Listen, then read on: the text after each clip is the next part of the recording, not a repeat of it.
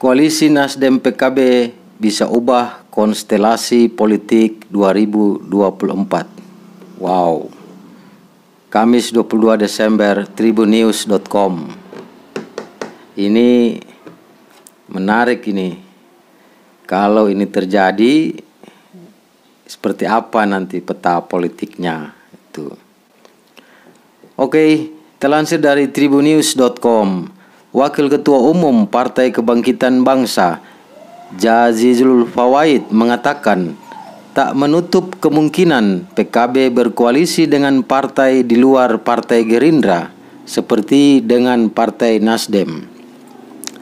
Terlebih jika PKB dan Nasdem berkoalisi, variabel ambang batas juga dinilai mencukupi. Di sisi lain, kabar koalisi PKB dengan Gerindra masih sebatas wacana atau belum final. Tidak menutup kemungkinan PKB berkoalisi dengan Nasdem. Variabel ambang batas juga cukup. Jika PKB dan Nasdem berkoalisi, kata Jazilul kepada wartawan Rabu 21 Desember 2022. Menilik persyaratan ambang batas pencalonan presiden atau presidensial threshold yang sebesar 20%, Nasdem dan PKB dapat memenuhinya. PKB sendiri memiliki 58 kursi, sedangkan Nasdem 59 kursi, atau secara total 117 kursi dari persyaratan minimal 115 kursi di DPR RI. Wow, ini menarik ini. Jadi ini semacam poros baru ya, atau konstelasi baru dari peta koalisi Pilpres 2024. Jadi jika Nasdem koalisi dengan PKB, tentu saja sudah cukup 20% ya. Jadi presiden threshold itu sudah tercukupi karena PKB memiliki 58 kursi dan Nasdem 59 kursi, sedangkan syaratnya hanya butuh 115 kursi. Nah, ketika 58 kursi PKB ditambah dengan 59 kursi PKB, totalnya menjadi 117 kursi. Jadi sudah mendapatkan prasyarat sebagai koalisi yang mengantongi presiden threshold 20%. Dan koalisi ini sudah bisa mengusung calon presiden. Wow, ini kira-kira akan jadi seperti apa? Coba kita bisa bayangkan nggak itu? Artinya ini tentu saja bisa membuat kondisi lawan-lawan politik Anies itu juga akan keder, akan pusing juga. Karena memang kita ketahui bahwa PKB sendiri itu basisnya adalah di Jawa Timur ya, yang dimana itu dapil besar di Pulau Jawa. Sedangkan memang Anies itu kuat di Jawa Barat, DKI Jakarta dan Banten serta luar Pulau Jawa. Jika dua partai ini mengusung Anies Baswedan dan wakilnya dari PKB dari Jawa Timur tentunya ya, ini tentu saja suatu kekuatan yang sangat besar dan diprediksi bisa menang telak itu. Wow, ini mengerikan jika terjadi ya. Sudah dipastikan itu menang Anies Baswedan. Mungkin saja PKB akan mengusulkan Khofifah sebagai calon wakil presiden. Dan kalau kita lihat flashback beberapa hari lalu, ada berita tentang sidak KPK di kantor Gubernur Jawa Timur. Ini tentu saja semacam mungkin saja ada benang merah. Jadi orang udah melihat potensi Kofifa jika dipasangkan dengan Anies itu akan menang besar, itu kemenangan akbar gitu. Namun sidak KPK itu tentu saja harus kita pertanyakan, semoga itu tidak terkait unsur-unsur politis ya, apalagi masuk dalam ranah jegal menjegal calon presiden dan calon wakil presiden. Itu tentu saja tidak baik kalau itu terjadi, dan semoga KPK itu tidak main-main dan profesional ya.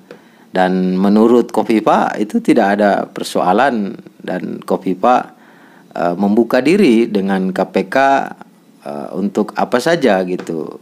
Kofifa merasa ya dia tidak pernah bersalah, jadi ngapain takut gitu. Dan persoalan KPK itu kan bawaan dari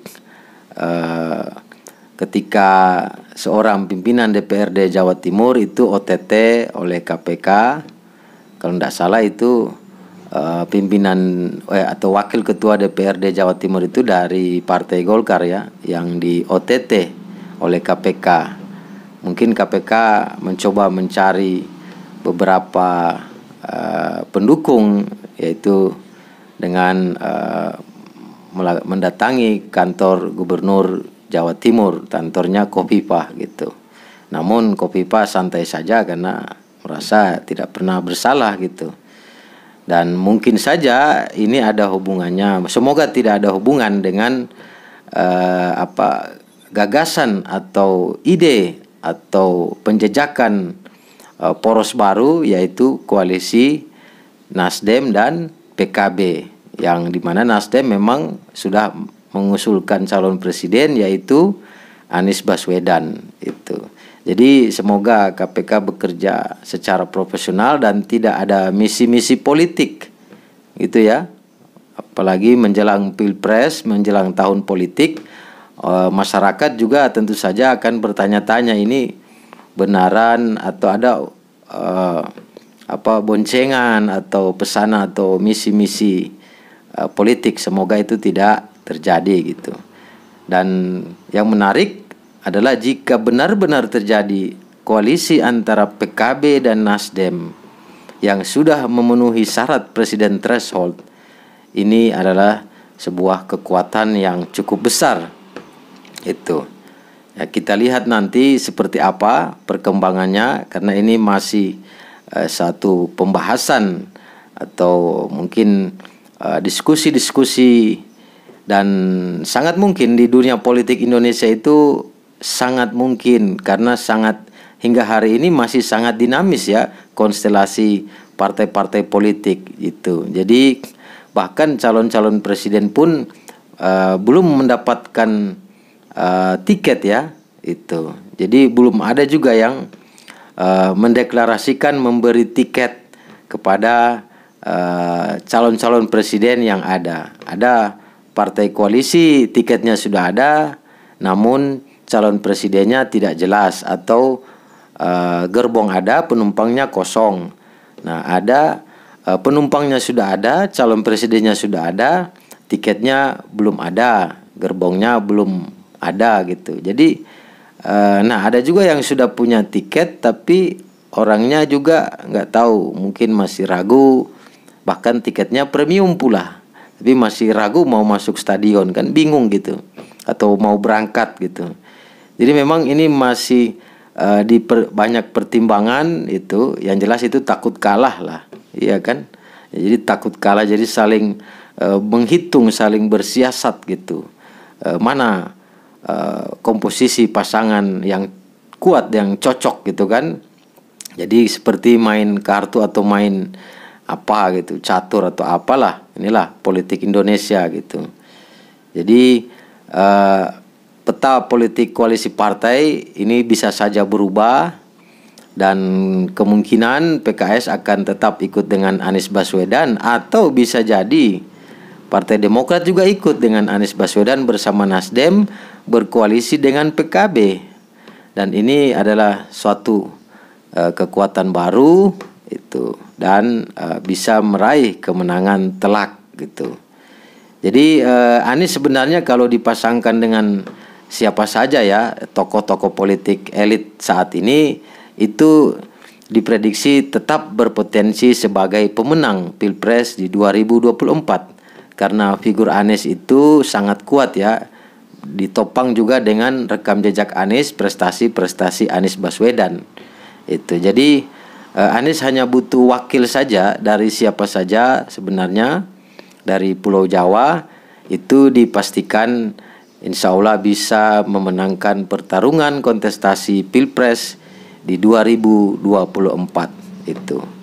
Nasdem dan PKB berkoalisi, kira-kira akan jadi seperti apa? Jadi kita tunggu saja, karena ini sedang dalam masa penjejakan, dalam masa diskusi, masa pembahasan gagasan, dan sambil ngopi-ngopi mungkin para petinggi-petinggi kedua partai itu dan partai-partai lainnya gitu. Jadi ini masih sangat dinamis, semua bisa berubah itu. Oke teman-teman, sekian dulu pembahasan kita kali ini. Sekian, assalamualaikum warahmatullahi wabarakatuh, dan terus gunakan akal sehat. Salam damai Indonesiaku.